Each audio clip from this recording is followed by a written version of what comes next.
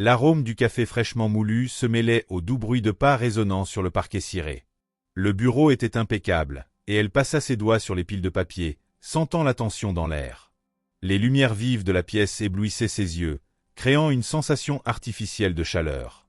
Elle s'arrêta devant un tiroir verrouillé, tournant avec difficulté une clé rouillée. Des documents jaunissants révélaient des registres de paiement, des noms barrés et des dates qui coïncidaient avec des greffes célèbres.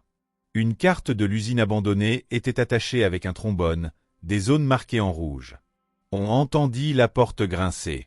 Il entra, portant une lampe de poche et une expression qui suggérait qu'il savait plus qu'il ne le disait.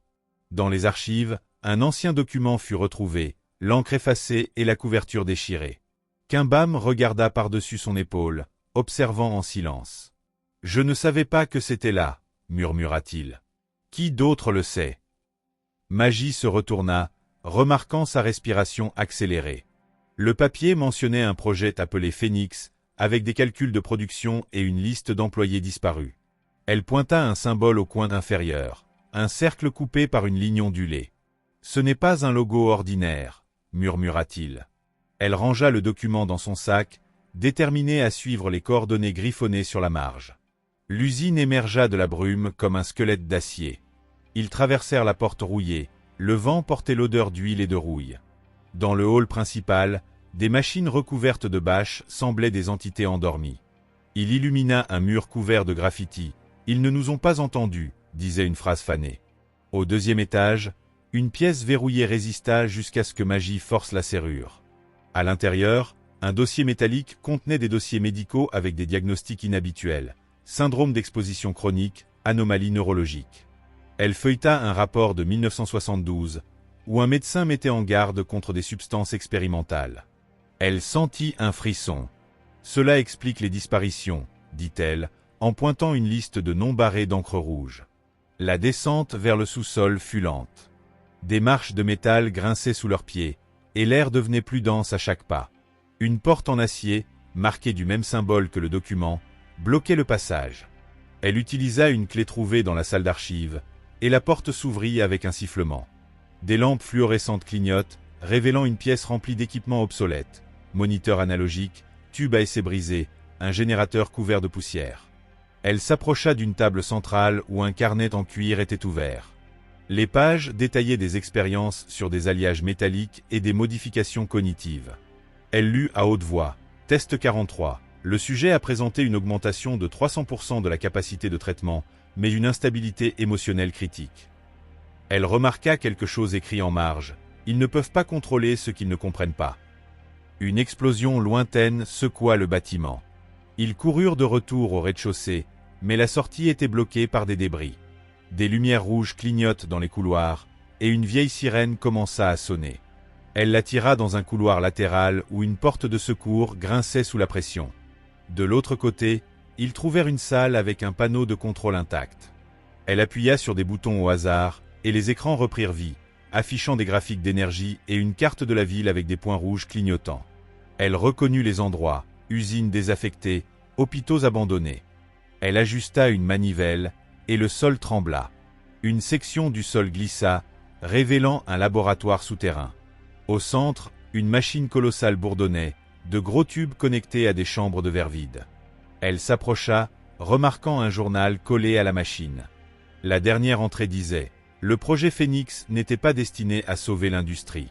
C'était pour la remplacer. » Le journal, signé du docteur Haroldo Boom en 1975, poursuivait « Les volontaires n'ont pas compris le coup.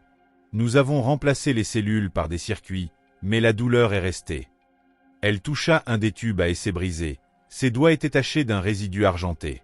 Un bruit métallique résonna au-dessus d'eux, comme des pas à l'étage supérieur. Elle éteignit sa lampe de poche, et ils restèrent immobiles, écoutant des voix étouffées. « Il fouille le bureau », murmura-t-elle. Elle acquiesça, se souvenant de la carte dans le tiroir. Il y avait un tunnel marqué en bleu, sortant du sous-sol. Dans le couloir adjacent, ils trouvèrent une porte blindée avec un clavier numérique rouillé.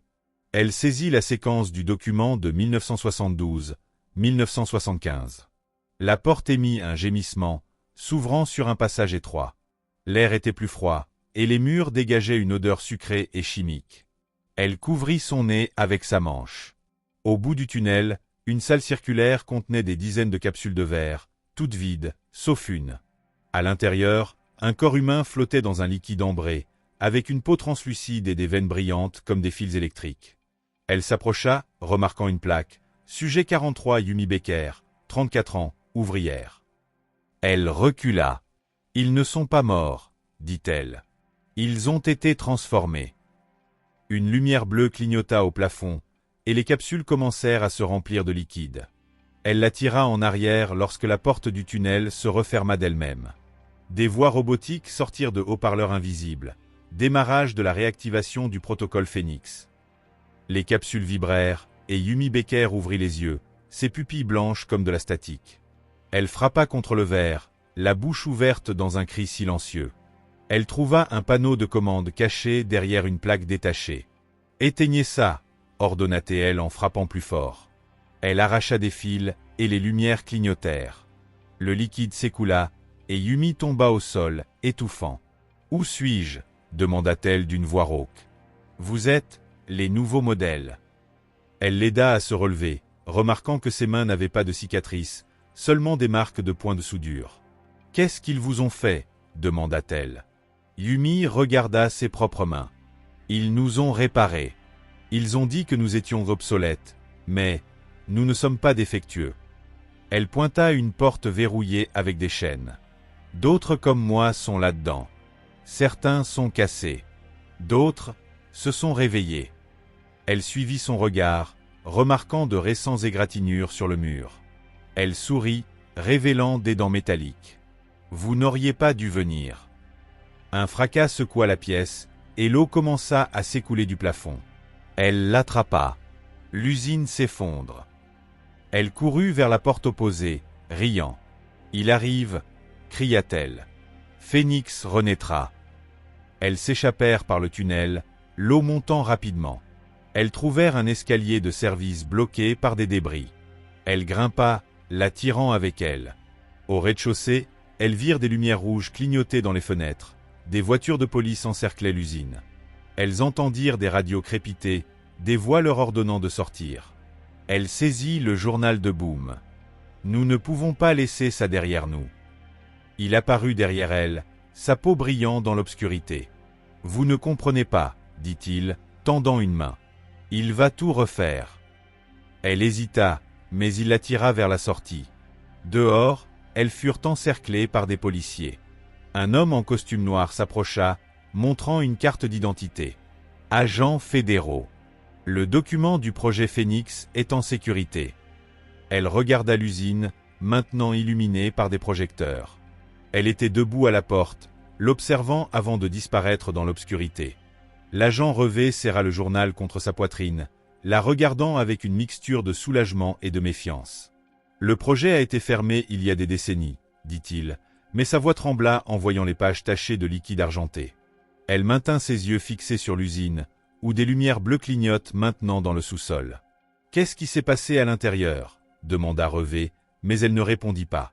Elle remarqua une voiture noire garée au loin, avec une plaque d'immatriculation gouvernementale. « Vous devez venir avec nous, insista-t-il, mais elle apparut soudain derrière lui, sa peau brillant sous les lumières des lampadaires. « Vous ne pouvez pas vous cacher éternellement, murmura-t-elle, et pâlit. L'usine explosa en une boule de feu bleu, projetant des débris dans les airs. Elles furent renversées par la déflagration. Lorsque la poussière se fut dissipée, elle avait disparu, et la voiture de l'agent était carbonisée. Elle était au sol, respirant avec difficulté, le journal intact sous son corps. Elle le prit, le feuilletant jusqu'à la dernière page. Phénix ne meurt pas. Il s'adapte. Elle pointa l'horizon, où d'autres usines abandonnées commencèrent à briller. Elle n'était pas seule, dit-elle. Elle sentit quelque chose dans la poche de son manteau, une clé USB ancienne avec le même symbole que le projet. Au poste de police, elle inséra la clé USB dans un vieux ordinateur. Des vidéos d'archives montraient des ouvriers emmenés dans le sous-sol, des volontaires souriant avant d'entrer dans les capsules. Une vidéo de 1983 montrait un homme dans une pièce blanche, connecté à des fils, répétant « Je suis la prochaine étape.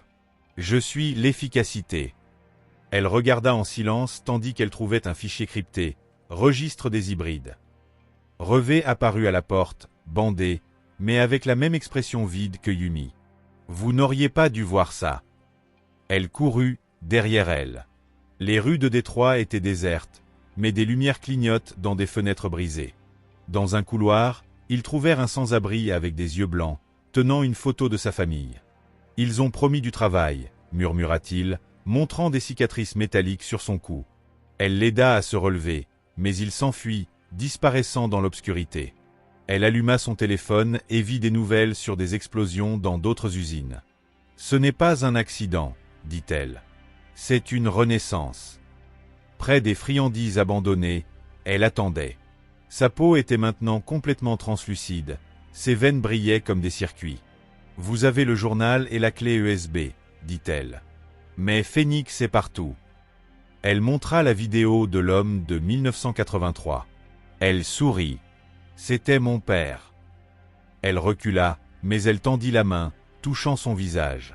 Nous ne sommes pas des monstres. Nous sommes l'avenir. Une sirène retentit au loin, et elle plongea dans les eaux sombres. Elle regarda la clé USB, puis la ville.